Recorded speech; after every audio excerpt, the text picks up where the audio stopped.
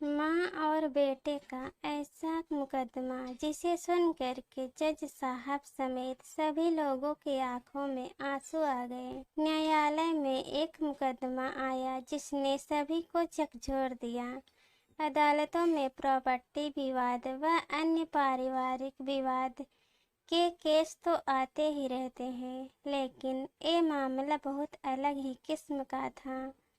एक 70 साल के बूढ़े व्यक्ति ने अपनी 80 साल के बूढ़े भाई पर मुकदमा किया था।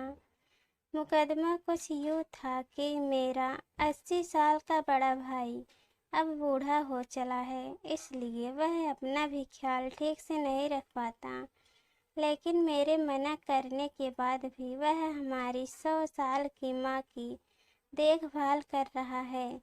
मैं अभी ठीक हूँ, इसलिए अब मुझे माँ की सेवा करने का मौका दिया जाए और माँ को मुझे सौंप दिया जाए।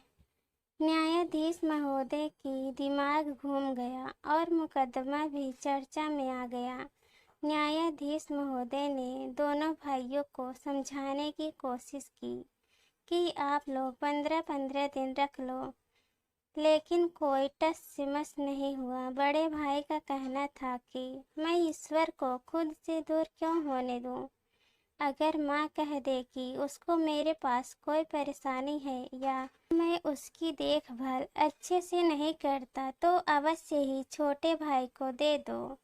छोटा भाई कहता है कि पिछले 40 साल से अकेले ये सेवा किए जा रहा है, आखिर मैं अपना कर्तव्य कब पूरा करूँगा?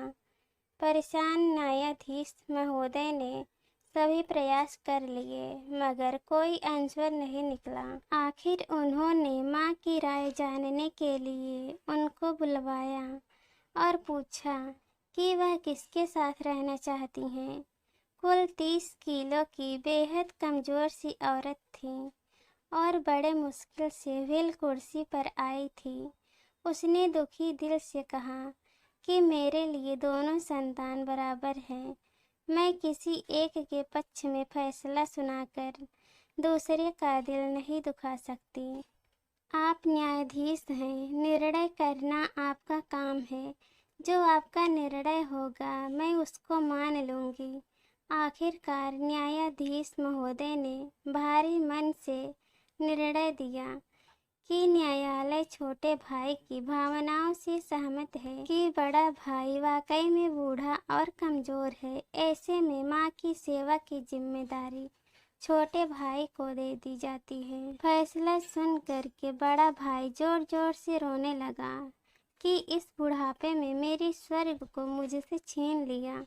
अदालत में मौजूद न्यायाधीश समेत सभी लोगों के आंखों में आंसू आ गया। कहने का तात्पर्य यह है कि अगर भाई बहनों में वाद विवाद हो तो इस स्तर का हो कि एक बात का हो कि माँ तेरी है, लड़ाई हो और पता चले कि माता पिता ओल्ड एज होम में रह रहे हैं।